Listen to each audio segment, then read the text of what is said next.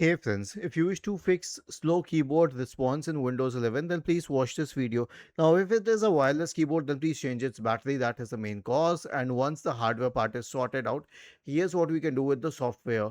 So right click on the start button, select settings from the menu, go to the accessibility tab, and then scroll down and select keyboard. Turn the switches off for sticky filter and toggle keys. Once this is sorted, okay, search for Device Manager in the Windows search bar and open Device Manager. Expand the list for keyboards. Right click on the first HID keyboard and update it. Right click on the second one and update the second HID keyboard and update it.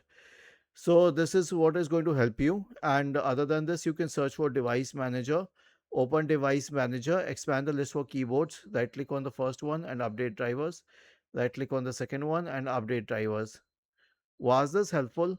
If yes, then please subscribe to the channel. If not, then let us know in the comment section of the video on how we could help you further. Thank you for watching this video and have a nice day.